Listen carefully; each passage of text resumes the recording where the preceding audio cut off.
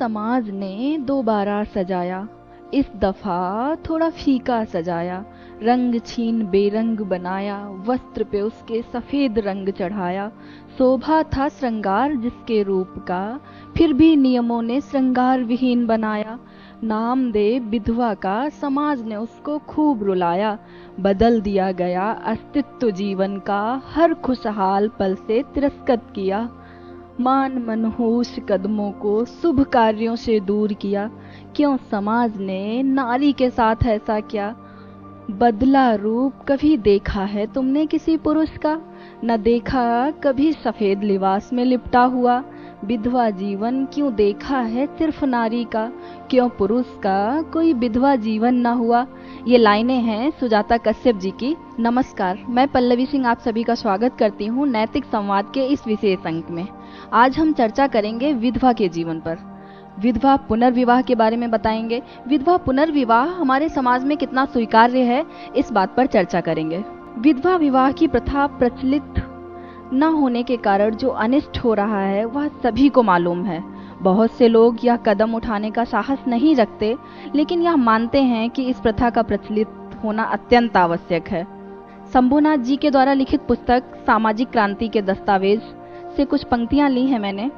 हाय रे अबलागढ़, किस पाप के कारण तुम्हें भारतवर्ष में जन्म लेना पड़ा, मैं बता नहीं सकता। इस पंक्ति से हम विषय की गंभीरता को प्रकट करते हैं। चर्चा की शुरुआत करने से पहले आप अपने आसपास हो रहे विधवा महिलाओं से संबंधित समस्याओं को जरूर ध्यान में लाइए, जिससे कि इस विषय वस्तु पर हम बेहतर परिचर्चा की शुरुआत कर सकें। साथियों, कहते हैं कि सिनेमा आज के समाज का दर्पण है, और इस परिप्रेक्ष्य में बरबस ही एक मूवी का ध्यान जहन में आ ही जाता है। मूवी है वाटर। यह फिल्म विधवा महिलाओं के जीवन शैली और समस्याओं पर आधारित है। इसी संदर्भ में आज का विषय है विधवा विवाह और उसके अधिकारों के प्रति हम कितने सजग और जागरूक हैं। इतिहास की तरफ नजर करें तो हम यह देख सकते हैं कि विधवा महिलाओं के प्रति समाज का क्या दृष्टिकोण था। एक समय ऐसा था जब उसे जीने का अधिकार भी समाज द्वारा नहीं दिया गया था और पति की चिता के साथ ही सती होना या सहगमन करना पड़ता था। हालांकि सती प्रथा को 1829 में ही प्रतिबंधित कर दिया गया, लेकिन आज भी समाज के दृष्टिकोण में कोई विशेष बदलाव देखने को नहीं मिलता है। आज भी विधवा स्त्री को एक अशुभ छाया माना जाता है। उसे किसी भी विवाह जैसे मांगलिक कार्यों में शुरुआत करने की या मांगलिक कार्यों में सहभागिता करने की अनुमति समाज द्वारा नहीं होती है। उल्लेखनीय है कि दक्षिण भारत में विधवाओं की स्थिति उत्तर भारत से कहीं बेहतर है। विधवा महिलाओं को गरिमापूर्ण जीवन जीने का अधिकार नहीं है या नहीं जी सकती। पति की मृत्यु के पश्चात पति के परिवार के द्वारा लगातार पीड़ित किए जाने व क्रूर व्यवहार के मामले देखने को मिलते हैं। इतना ही नहीं, कई बार शारीरिक शोषण का भी शिकार होना पड़ता है एवं उनके सामने सबसे बड़ी समस्या अपना व अपने बच्चों का भरण पोषण जैसी दैनिक आवश्यकताओं की पूर्ति कैसे होता है। इस पीड़ा को मदर इंडिया फिल्म में नरगिस जी के किरदार के माध्यम से बहुत बेहतर ढंग से समझा जा सकता है। मैंने फेसबुक पर एक बहुत अच्छी लाइन पढ़ी थी, एक विधवा का दर्द।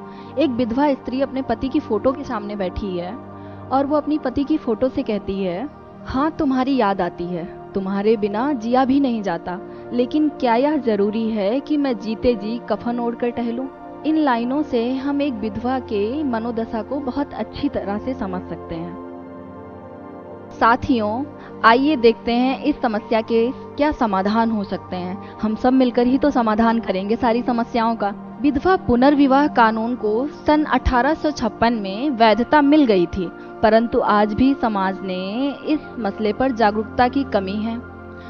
अतः विधवा पुनर्विवाह को प्रोत्साहन देने की आवश्यकता है, और ये प्रोत्साहन हम सब मिलकर ही दे सकते हैं। पति की संपत्ति में विधवा स्त्री को न्यूनतम गारंटी सुनिश्चित करना होगा। सामाजिक सुरक्षा योजना को जन जागरूकता के माध्यम से विधवा महिलाओं तक उनकी पहुंच को बढ़ाए जाने की आवश्यकता है। आर्थिक रूप से आत्मनिर्भर बनाने के लिए विभिन्न प्रकार के कौशल आधारित रोजगार सृजन करने की आवश्यकता है। साथियों, आज के अंक में बस इतना ही। कमेंट बॉक्स में आप जरूर बताइए कि विधवा महिलाओं की स्थिति के बारे में आप क्या सोचते हैं और उन्हें बेहतर बनाने के लिए आपके पास और क्या उपाय हैं। मिलते हैं अगले अंक में, तब तक के लिए पढ़ते रहिए, विचार करते रहिए। धन्यवाद।